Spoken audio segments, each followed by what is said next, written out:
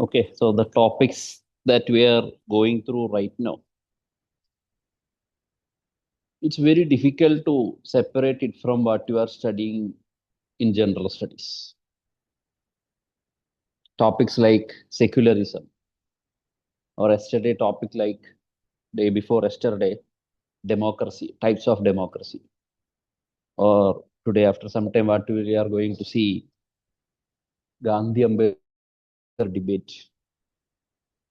See, there is no major difference between what you are studying in the general studies papers. And even they can ask you questions on governance, right? Governance, right? Good governance. The questions can come because we are dealing with crimes like corruption. So, whatever you are going to write in GS2 governance, GS4 governance related ethical questions, questions related to accountability in philosophy paper 2. So, rather than separating them, it's going to be mutually enriching. That I can definitely say. 100% you can, follow that. Because whatever examples you are studying for general studies, that very well you can write in philosophy. And some theories in philosophy, just, they are relatable, not that, that much technical that you can write there. So even questions related to secularism as well. In Indian society paper, GS1, they will be asking the comparison between Indian and Western secularism. Or in Indian society paper, much better question than philosophy, or maybe I don't know much, but still sociology. They are asking if you analyze the paper, last 5, 6 year paper in Indian society means, from there only, whatever I am teaching you, I am getting more insights rather than from the standard book. The kind of questions they are asking means question on national identity, unity and diversity, different models, getting right. So they are analytical, actually, mutually overlapping. Whatever you are studying, definitely don't try to separate them. And you see in secularism, what kind of questions they are asking is like in philosophy. Simply like, is secularism equivalent to atheism? These are the kind of questions I will show you. So whatever you are going to respond, that will be rooted fundamentally in the uh, Western and Indian models of secularism. Some 5 points each you will be studying. That's it. One means total separation. When it comes to politics, there was only, in fact, historically, if you see in France, the Western countries, the secularism emerged as a kind of protest against the church, the clergy, the religious persons. That's it. They used to intervene in each and everything. Indian secularism means historically, if you see, many number of traditions, ways of life. Religion means a way of life. Even atheism was also a way of life that you saw in paper one. So different systems, and even you see Bhakti movement, medieval Indian period, Bhakti and Sufi movement means they were so diverse. You cannot categorize it under religion or a scripture. They represent a way of life, right? So it's like, and you know, past means not any huge big history of conflicts. Conflicts were there. Any country will be like, but large scale massacres and all, that much of difference between traditions. Sarvaga is saying something, Buddhism is saying something else, and somebody like Jainism means totally renouncing everything, Vedanta, between schools of Vedanta. So it's like it has been a part of life. So there is no need to, largely separate politics from religion. And across the history, beginning from Ashoka, first monarchy, the promoted, rulers have promoted different religions. They sponsored different traditions. If you go by Mauryas as well, Chandragupta Maurya believed to be, supporter of Jainism, believed to have at the practiced Santhara, Salekhana. Ashoka's father, believed that he donated the caves to Ajivikas. Ashoka promoted every sect, and um, there is an inscription, and that inscription means, you see, I don't know exact exactly what is written, exact wordings. It was asked even for prelims. It's like whosoever is hurting or insulting other sect, he is insulting his own sect. That's it. So that's secularism. So from there, everywhere you can see, whether it may be Gupta period or whether it may be the Rashtrakuta period. When you read history, basic text means that elements are the state actively promoting during the Bhakti period. And in the medieval era means generally Akbar's name is associated with this. Like just like Dinilahi, Bhagat Khana, you can see those efforts.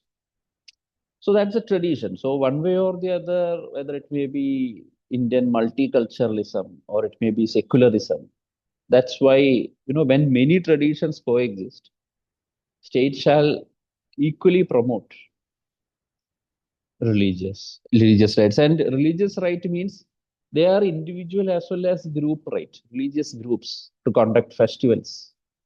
State will assist. And when something is made being part of the fundamental right means anything, when it becomes fundamental right means article, from 25 onwards, religious plus cultural rights, 25 to 30. So philosophically with special provisions for minority and all. So when something becomes a right, an individual and as a group's right, it's definitely an obligation on the part of the state. That's the feature. And at the same time, if you see the constitution, state is never declaring something as its official religion. State is never ever saying, making use of the terms like God or divinity. In administration, bureaucratic framework,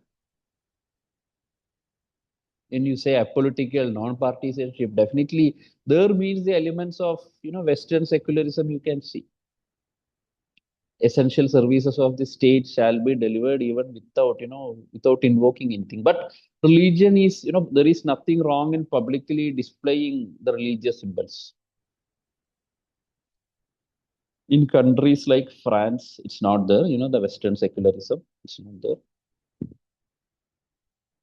When you study polity, you might have said India is neither religious nor religious nor atheistic. Nothing like that. State will not promote any particular tradition. That's it.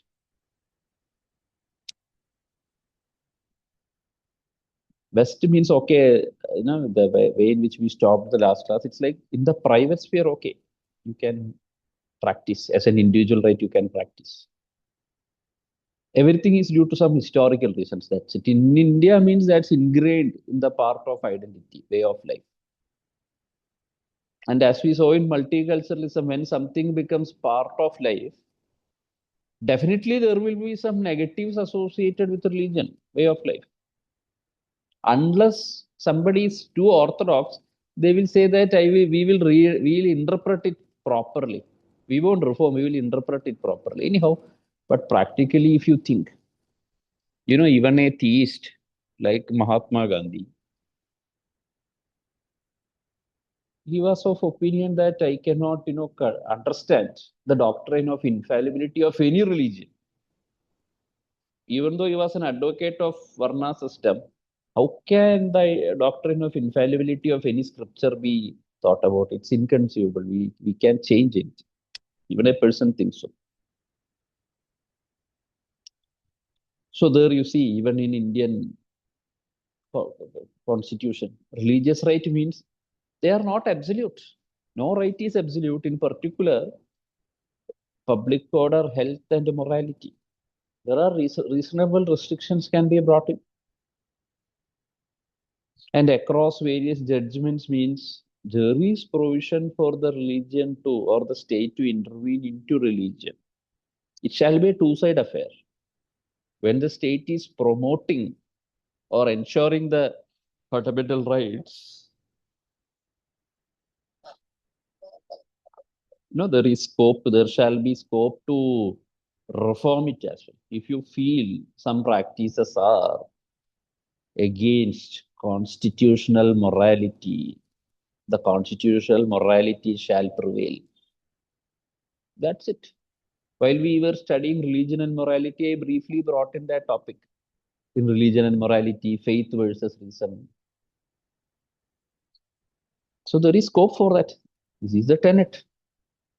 And certain examples, in answers you can write like when the MPs, ministers, or MLAs, when they are taking the oath, they are free either to take in the name of God or not. It's their choice. Nobody is going to restrict them. And the state, gives holidays to the best possible extent. State as an organization, different states. State means beginning from panchayat to central government, everything is state. To the best possible extent, they do conduct feasts or celebration programs for, different kinds of festivals, different religions. This is the reason why I feel like Indian secularism is a kind of, in India, it's a subset of the model of multiculturalism. That's it. That's the reason why even in constitution as well, 25 to 30, religious and cultural rights. But religion means a kind of infallibility is associated with the scripture. So judiciary also will play a role. Right? So that's the reason why at times when the discussions regarding uniform civil code are coming, UCC, it's in the DPSP, Article 44. So these discussions, when they come, it's like it's a kind of intervention of state to make, some commonality. Personal laws, criminal laws are equally applicable. Personal laws, as well, state can intervene in principle. But perhaps from a religious perspective, when you go by the kind of secularism, what is known as positive secularism, state equally promoting. So maybe, in judicial judgments of the judiciary, or the ideas like UCC, it can be, religious people can argue that essentially it violates the principle of secularism. It's not about homogeneity, it's about diversity. Can argue. But since something is a provision in your constitution, something is a provision in constitution means, there is scope for it. That's it. So when judicial, the judgments from the higher judiciary comes, at times the theologians, religious people may ask like, who is the core to interpret what is to ensure the essentiality of a essential practice of a particular religion? Earlier, the Santhara, Salekhana, was equated to kind of suicide. Then the suicide was a criminal offense. It was equated to an offense. Then it got later stayed by the Supreme Court. Even in the Karnataka High Court case as well, regarding the hijab verdict, it was for the time being stayed by the Supreme Court. And you can see in the Shabarimala verdict means it's like if Supreme Court, while making the judgment, even though it separated out, faith, different kind of constitutional morality, religious morality, it intervened and gave the responsibility to the government. And in the judicial judgment, it was pronounced that it's a broader problem. Broader problem means the relation between Article 14 and Article 25. See, many a times it comes into conflict, means the right to equality versus right to religion. And within right to religion, at times when you come across the crackers ban during Diwali. So one way or the other, it has created many number of cases.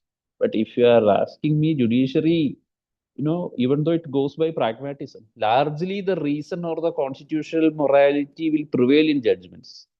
When it comes to execution, it's, the governments will consider the emotions of the people. There will be many political underpinnings associated with it. Nobody wants to lose the election at the cost of promoting something, right? It's none of our business. Okay. Just understand that. So this is the model. We will be getting direct questions only in that. So see, Western means, just as we discussed the principles of humanism, the principles of humanism, secularism, everything came into prominence in the West in a particular period during the age of enlightenment era.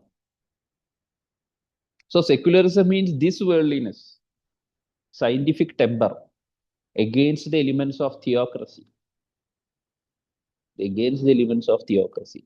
Suppose we are being asked like, is India a theocratic state? We will be saying no only. Earlier, a question was being asked in this fashion. They just want to know whether you know the meaning of the terms. State is promoting religion. It may seem like that. And state means, gives holidays. You can publicly display the religious symbols. And even it's like, nothing prevents you from following a ritual even during, just like the ISRO and all. So these things we can see, but we will say that it's not due to theocracy. It's the, broader definition of the idea of secularism in India. We will be fixing in that definition and show that, okay, I know from where did you ask this question. But, this is the thread in which, you don't have to read a lot, fix them, go by your common sense. Just like, is Indian secularism equivalent to atheism? We are going to say no only. We will fix on the basic thing. But, a person is free to lead that kind of life. You can cite like the government officials are free to take oath on that. A person can choose not to take part in a religious activity. That's up to them. But still, the cases will exist one way or the other. It will continue to exist. Fine. So even in the case of India as well, you are asking me, the elements of Western secularism can be seen right from the time of the Mauryas even. The Arthashastra, largely it's believed to be a secular text. Means it's an administrative manual. It discusses about, you see, different kinds of social life, different types of marriages, different, criteria of property rights. Amatyas, their task, their salary,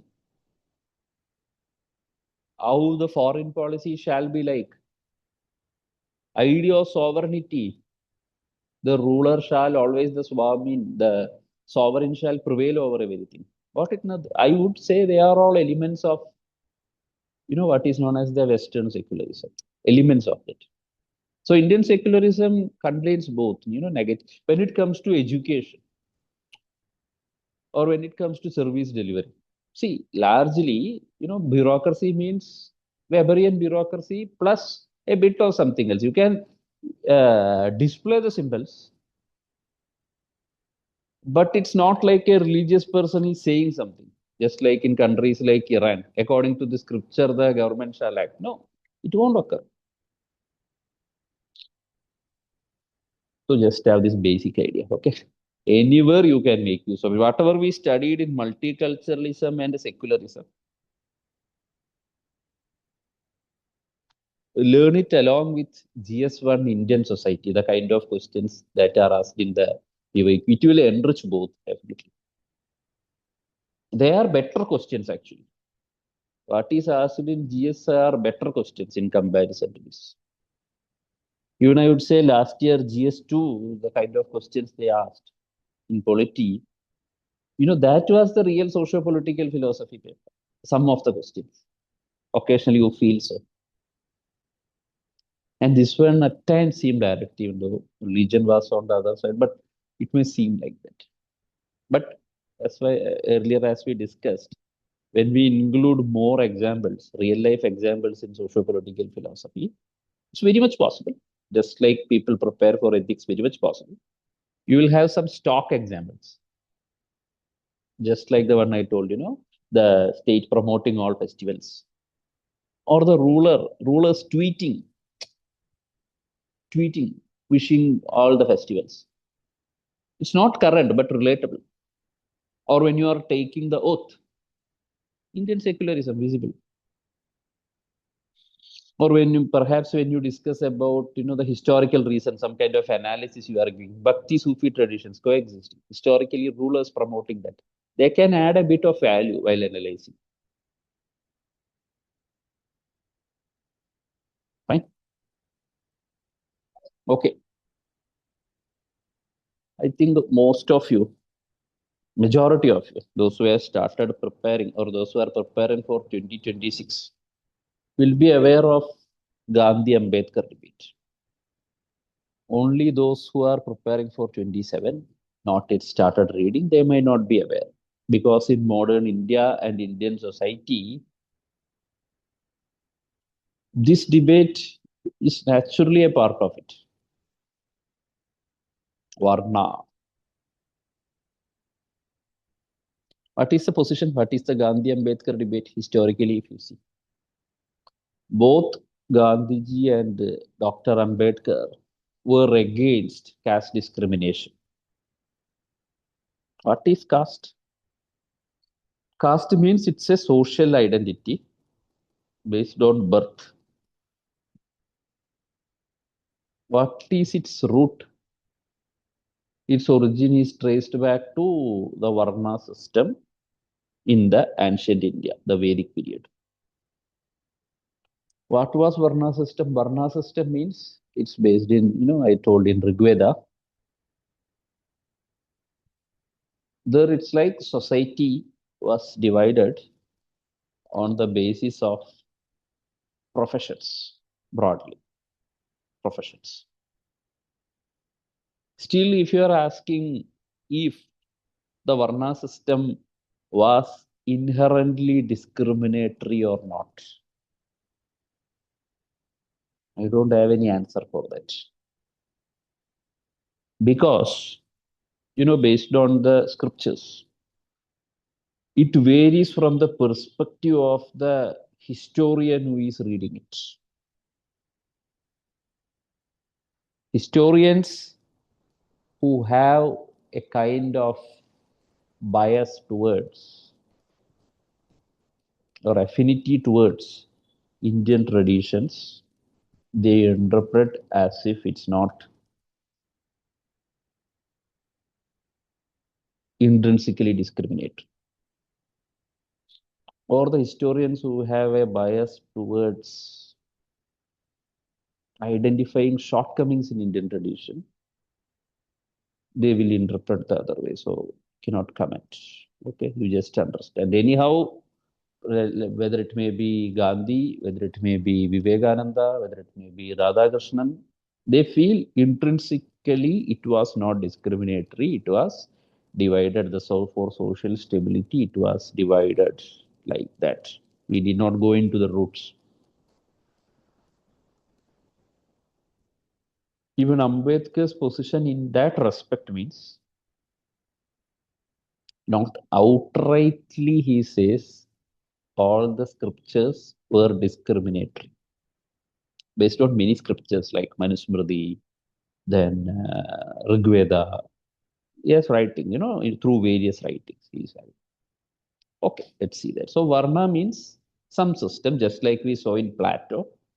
Society divided on the basis of occupation, caste. Everyone will say it is an offshoot of it.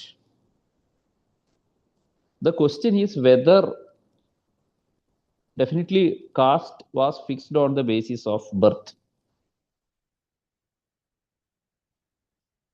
Suppose, caste discrimination. Discrimination means a person born in a particular caste, practice of untouchability.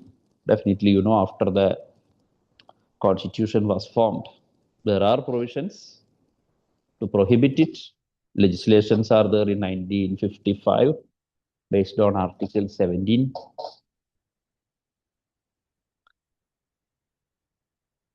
So by birth means, people cannot change, their position is fixed. They cannot change their profession. Thus, that is caste. Gandhi and Ambedkar, both of them were against discrimination. 100% both of them were against untouchability, no doubt on that.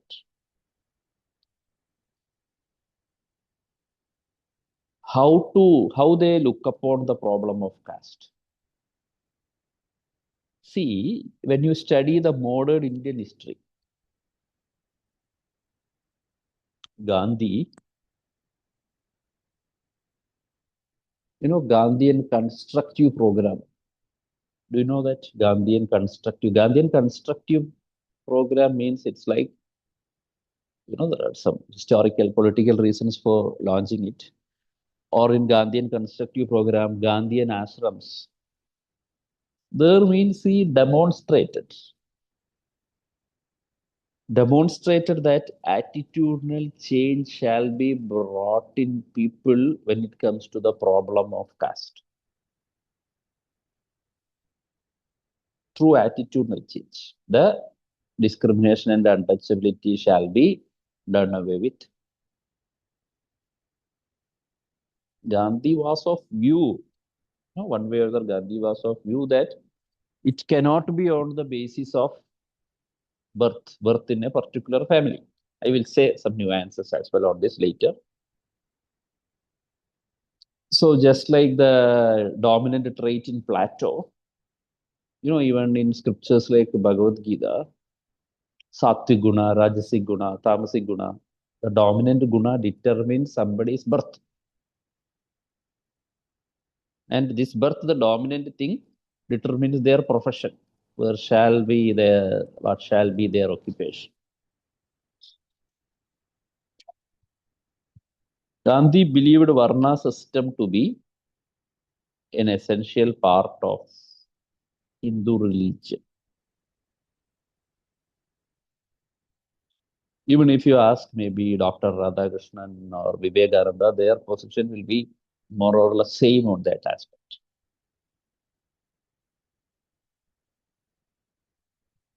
So Ambedkar's position was like, you know, caste, outcast is a product of caste. He was an advocate of annihilation of caste system, complete annihilation of the system. Now you will feel it is same. Gandhiji also saying like caste is based on birth. Varna is not based on the birth, it is based on the dominant trait. There, at this point, it may seem like the same. And this problem, this discussion has got a lot with the Indian independence movement and some politics associated with it. If you see the different, let's say the roundtable conferences, that RTCs. So in all the roundtable conference, it's like, Ambedkar did attend that. And you might be aware of the communal awards after the third RTC, the McDonald declaration. So there it's like separate electorates, provision for separate electorates for the depressed classes was there. You remember, if you study modern India means you can see that. So there were some issues, the Pune Pact. Just to say, we don't need much, but occasionally this year means when people were writing, I gave, cite as examples after writing the major dimensions. We were expecting these questions. Cite as examples, and some views of extra views of Ambedkar as well. How much it will materialize, we will come to know in 1 month. Okay, so There, Ambedkar's position, you see, he wanted separate electorate, insisted on separate electorate. See, Gandhi's view was that if the depressed classes, Gandhi wanted to integrate the depressed classes into the mainstream Hindu society. When you create separate electorate means always that difference will be there. So certain numbers, reserved seats were also there. Gandhi was opinion like you can increase the reserved seat, there is no problem. Separate electorate means, you can vote for just like in the 1909 Act, separate electorate provision came. So extending means it leads to, balkanization of the society. Just saying this politics. So Gandhi, went on fast on to death. Ambedkar was forced. Pune Pact was signed. The idea of separate electorate got dropped. Ambedkar's view was that, mainstream integration will be never possible, at least at that time. Historically, when a group of people are discriminated, when you integrate to mainstream means they may get perpetuate, they may get continued, unless a separate political identity is given. It was his position then in the 1930s. One issue like that.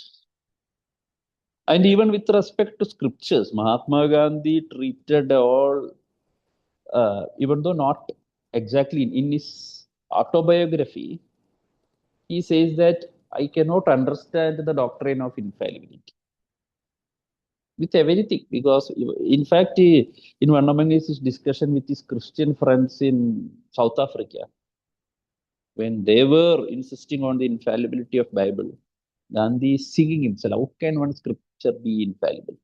He's thinking in that autobiography. Sacrifice. There it said like it's a sacrifice of Jesus Christ. Gandhi thinks like, okay, I cannot understand what that sacrifice is. I cannot understand, but he's analyzing. In that, when he says like even the Vedas people say it is infallible, I cannot understand what that infallibility means. It's just like that's a question of a natural learner.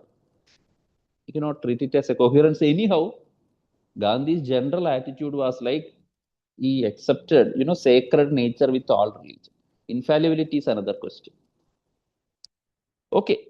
So he thinks Gandhian view is like actually when it comes to uh, Bhagavad Gita, Vedas, he believed them to be sacred. He believed them to be non-discriminative. They are not discriminative. But Ambedkar's view, like he wrote some works, like the riddles in Hinduism. Riddles in Hinduism, he criticizes it like anything. Ambedkar was critical of many religions, but this means his primary, target or his primary goal was against, deprivation of a group of people, discrimination of a group of people. Even when Gandhiji calls by the name Harijan, depressed class, Harijan means the God's people.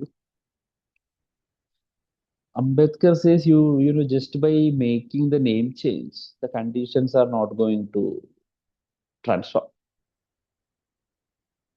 Dalit. It's like a group of people who have been separated from the mainstream, alienated from the mainstream. And when it comes to scriptures as well, even with respect to Bhagavad Gita, Ambedkar wrote in his essays, he is fully critical of it. Ambedkar says like you cannot see many management gurus, even in modern world means it's like the idea of duty, Nishkam Karma, even though it is having a theistic foundation definitely, idea of karma yoga and all, they adopt something, duty, how shall duty be performed? They may get a kind of, psychological boost as well. But Ambedkar's view is like here duty means duty on the basis of Varna, that's all. Even he cites in initial chapters, in the discussion between Krishna and Arjuna, there Lord Krishna says like, if you are not going to fight the war, then the intermixing of varnas will arise. Intermixing. See, what he meant, that's another thing.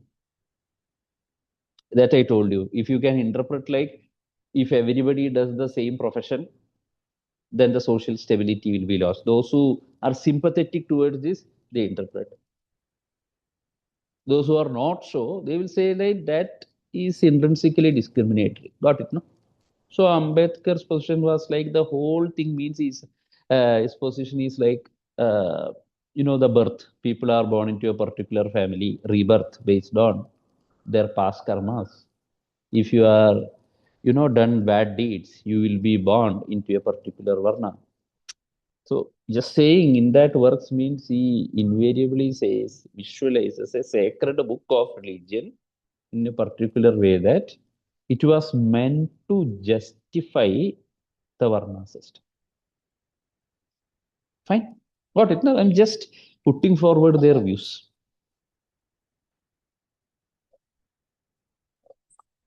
Oh, and in 1930s in Lahore, the Arya Samajists there, they invited, they accorded, they tried to have a speech of Ambedkar. It was meant to do away with the caste discrimination and untouchability kind of practices initiated by the Arya Samajis. If you see Arya Samajis, like right from Dayanand Saraswati, they were against discrimination. They tried to say that intrinsically it's not discriminatory. So, during those times, the issue of Pune Pact, Gandhian constructive program, Ambedkar was critical of Gandhi most of the times. So the debate between Subhash Chandra Bose and Gandhi means it's like, at least Subhash Chandra Bose, while starting the INA, he sought blessings by calling Bapuji and all. So these kind of gestures you cannot see. Ideological conflicts are definitely ideological differences first.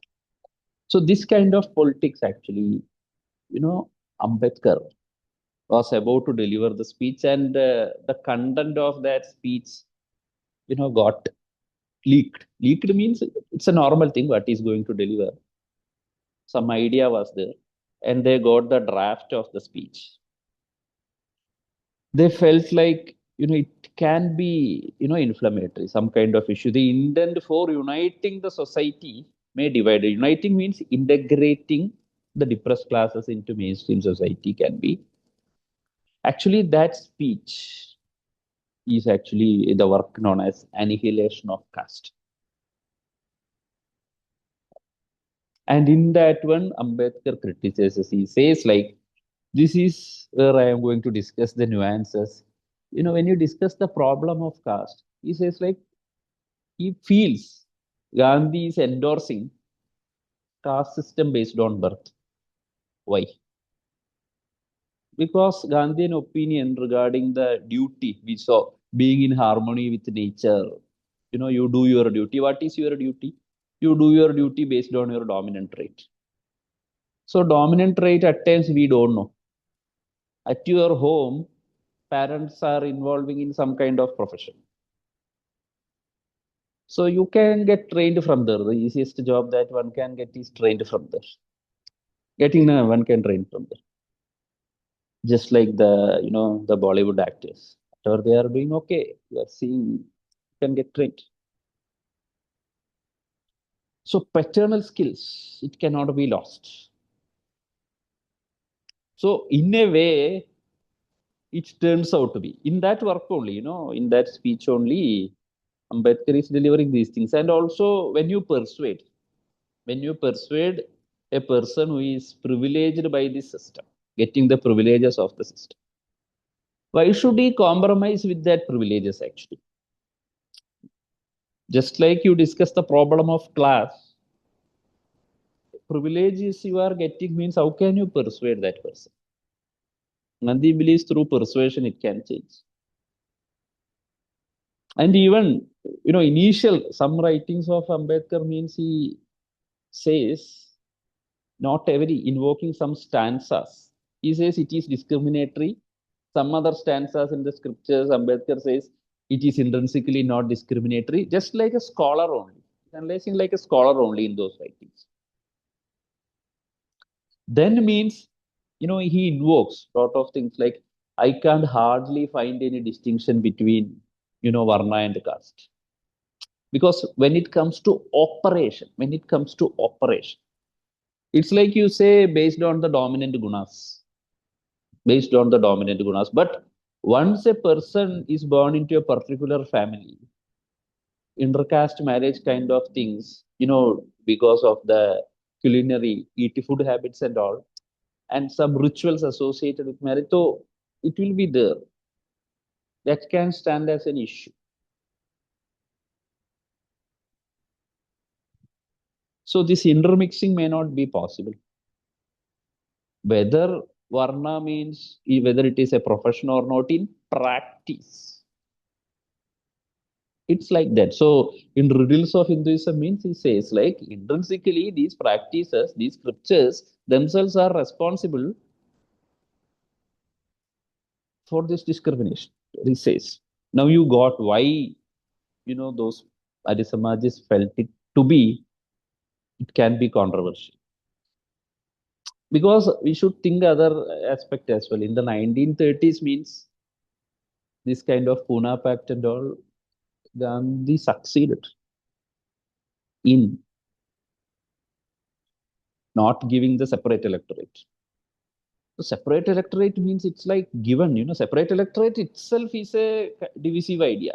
It was brought in by the British as a divisive thing. Anyhow, we cannot comment much upon it. Then time. So in that context means he says intrinsically discriminatory. Scriptures do endorse this kind of thing. In the modern world means we cannot rely upon these sort of ideas. And maybe in philosophy of religion, when I was discussing, I told you one thing in Gandhi Ambedkar debate. The scenario like Gandhi says a religion should be judged on the basis of the good specimen it has produced. They all come in that debate only. Ambedkar's view, in fact, the supposed speech of Ambedkar, Gandhi in his work Harijan wrote against it. And later Ambedkar wrote the response. I am telling the essence that is actually Gandhi Ambedkar debate. So you can cite the name of Bhakti saints. You can say that the reform has come within the Hindu society right from the earlier periods. You can cite many examples. Bhakti movement was one such instance. Fine. So Gandhi says you should judge the religion on the basis of good specimen it has produced, citing some Bhakti saints and all. Other one means you need to reform, you need to change. No system is, infallible. We need to make it better. But even in that writing means Ambedkar cites some Bhakti saints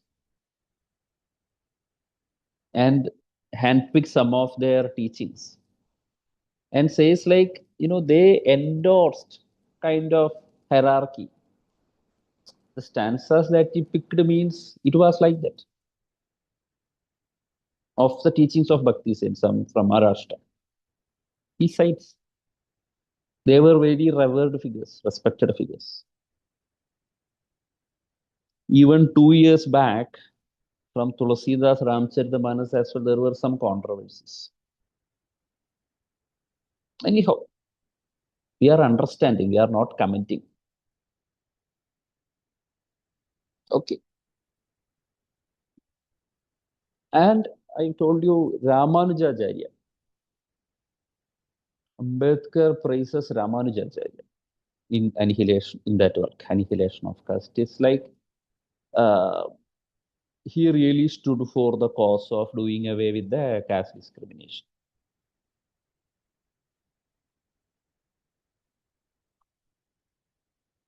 Ambedkar's position was like religion shall be judged. Here means strictly they are dealing with not with respect to philosophy of religion, strictly with respect to the problem of caste discrimination and untouchability in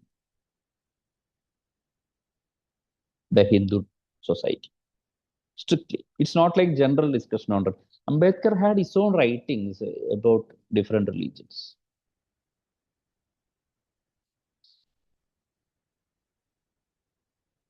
So his position was like religion has to be judged on the basis of the evil practices or the bad specimen it has produced. Even the Bhakti saints were not totally free from that. So bad specimen means it's like it's an outcome of the system. It's an outcome of the system, outcome of this, division of labor. Fine, just think.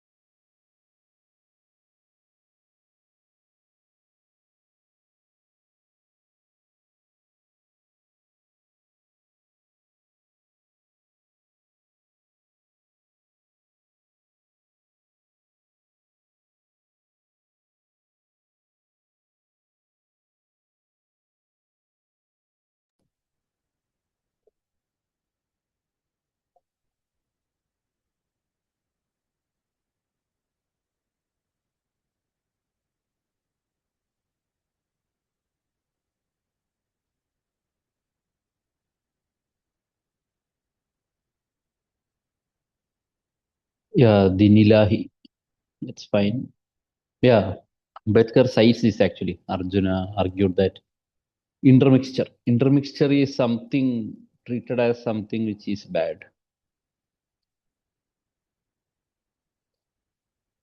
Manusmriti.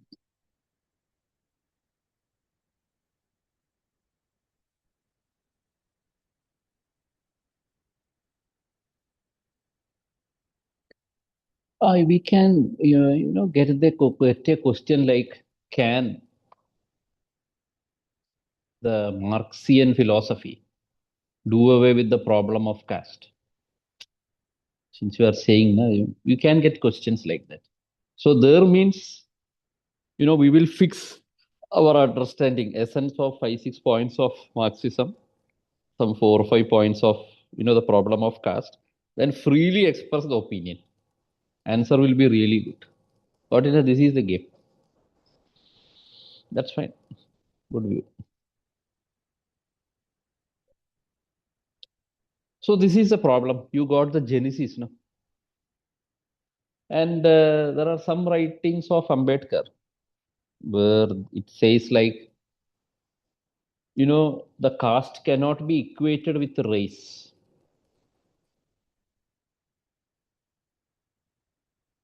In his opinion, he embraced Buddhism. So there he feels like, the ancient India, in that writing, there he says like those people who challenged the priestly class in the ancient times, they gradually turned out to be untouchables. That is his view.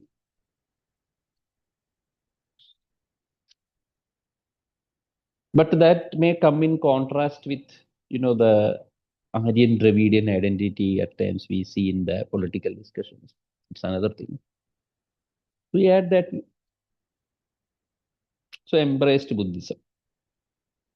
So what is the solution? This problem is there, both of them are addressing. Gandhiji's view is that Varna system shall remain. Again, attitudinal change shall be there. He demonstrated, in fact, Gandhi demonstrated through his ashrams and constructive program. Gandhi at least never maintained, and the true Gandhians never maintained this kind of mindset. That Ambedkar interprets it as a kind of the political tool. It's a political tool so that they can integrate more numbers. He interprets like that, and everyone's experience, learnings, everything is different. So what Ambedkar suggests is like, the caste means through state intervention, affirmative actions, and encouraging inter-caste marriages, and also creating the, there are many scriptures for Hindu religion, if it can be called as a religion in the normal definition. So you need to unify and arrive at some common things. And suggestions were like, those who do the job of the priests, it shall be made through exams, state-sponsored exams, state conducted by the state. So these were the ideas suggested. But if you see some of the activities like that of the Arya Samaj and all, those who endorse Varna system, they are also involved in these activities, right? Conducting intercaste marriage. So these were the suggestions. So he says like Gandhian view he totally rejected. Everything he gave the counter. He says the scriptures itself are the cause for it. In our book you won't see, but in Annihilation of Caste it is there. Nothing wrong in citing. Because Gandhian view also, unless you bring in change. See, If you go by this, like when people get converted to other religions, right? When depressed class gets converted to other religions, there also discrimination is existing. There is no doubt. So if you think from Gandhian perspective, it's like it's more about the attitudinal change than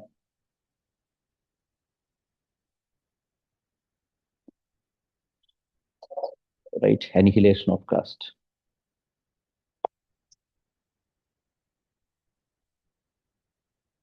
Hmm. And in fact, we don't know whether there is something like race.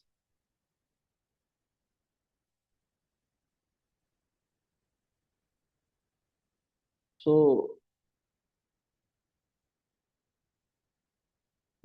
yeah.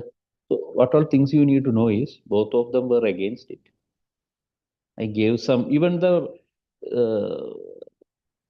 this Pune Pact and all you can mention as examples. Finally, Ambedkar's approach means this is how you can bring about the change. Gandhian approach means it was totally in the opposite. Which is better means and affirmative actions and all you can cite. And practically you can say like what Ambedkar says is correct. Gandhian view is like there shall not be. When we saw Sarvodaya, idea of Sarvodaya, the idea was like every job has its dignity.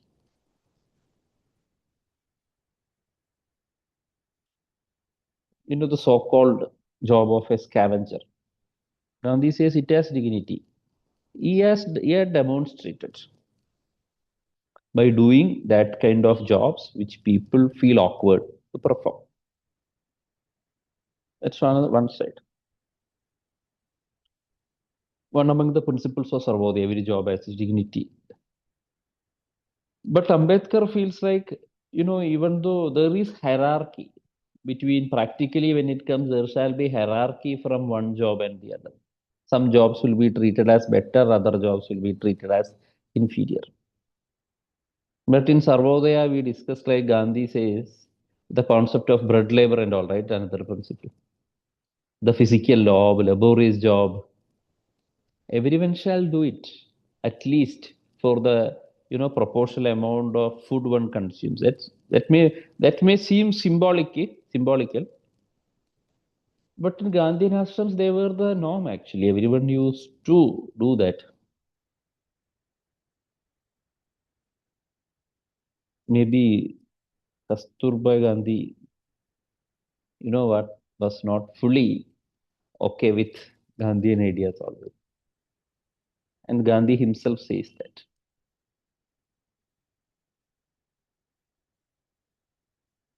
Fine. This is the thing that you need to know in the debate. So caste and class are different, huh? Definitely. Caste means it's based on birth only. Class means economic position. Marxian idea of class means how much private property you do have. When we say race, na, before Ambedkar, there was this year mains as well. They asked a question in modern history. Jyotiba Phule, relevance. So he had written a work, Gulamgiri, Gulam, slavery. So it's like he compared in that work, he compares the caste system with the Gulam in the slavery system in the US. Okay, this much is clear, right? These citations as well, when they come in the answer, that will be pretty good. Okay, so you will get some kind of questions like, the idea of development, social progress, whatever we have discussed in the ecological humanism, that content is enough for it. Different models of development. And what extra means when you are getting a social progress? Social progress means mostly it's like absence of inequality. How much level of gender empowerment is there? Scientific advancements.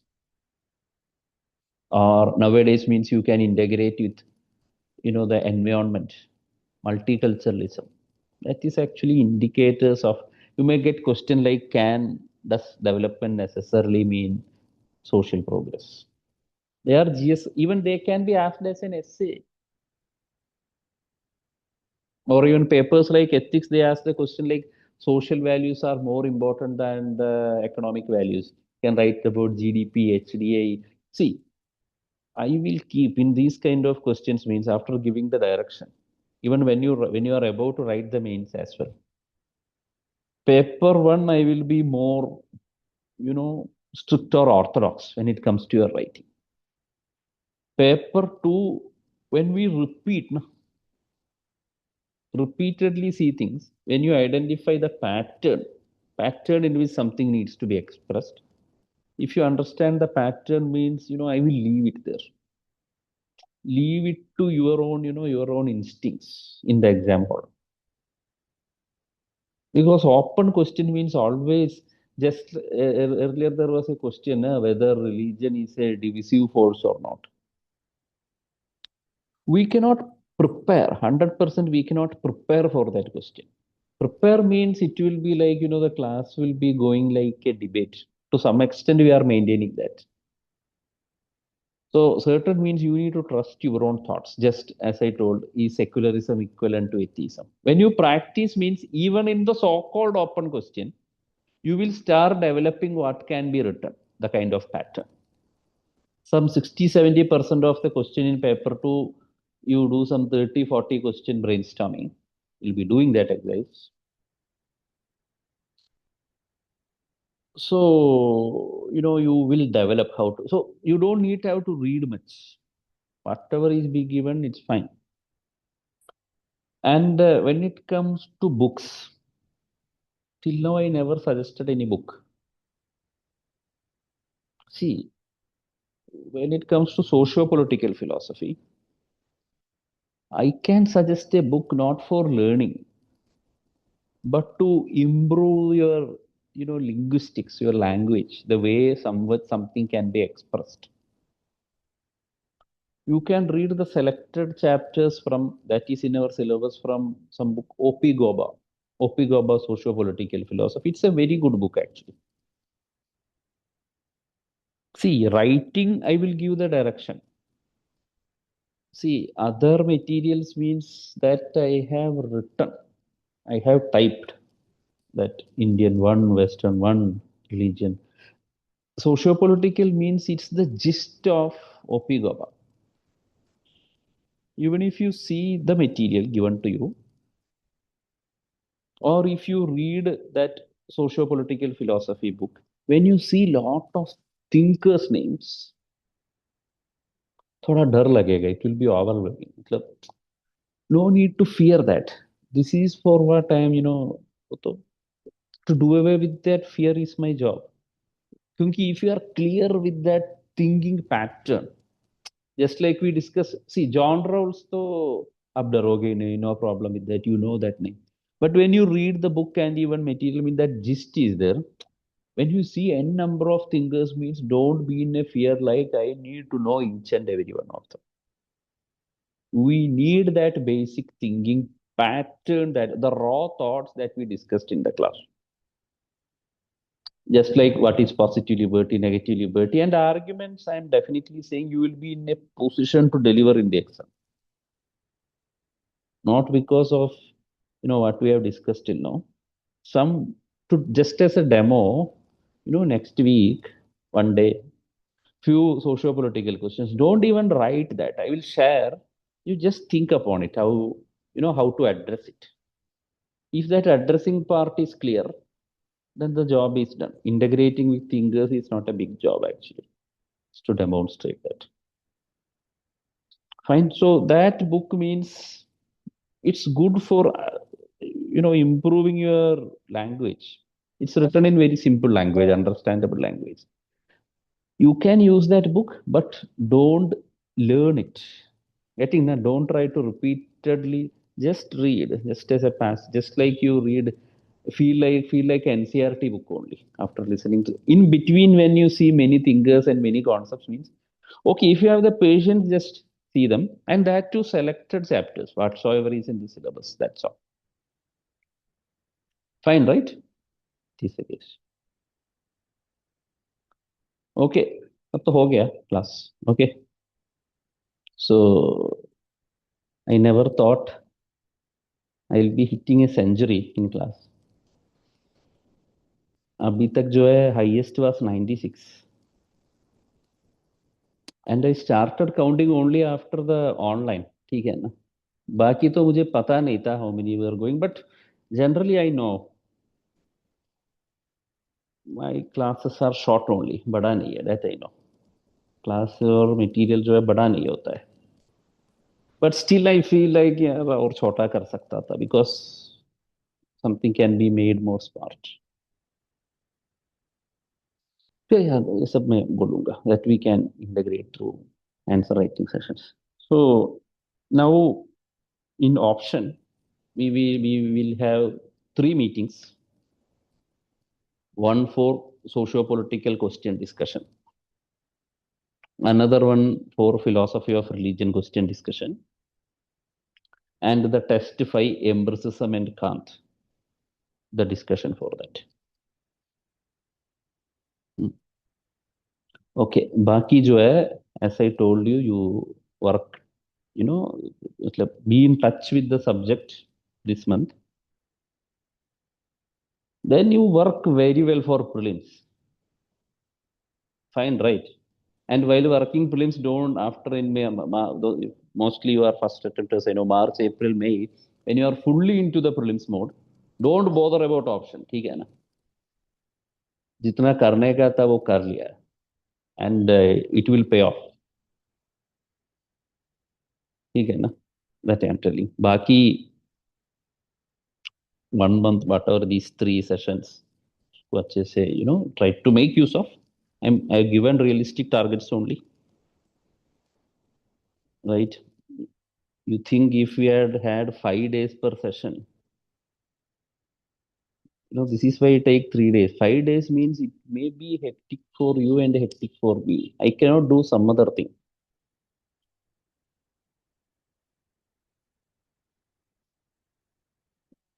वो तो last 25 class में यही बता रहा था ना, paper two studies क्या है, फिलोसफी ऑफ रिलीजन डिस्कशन.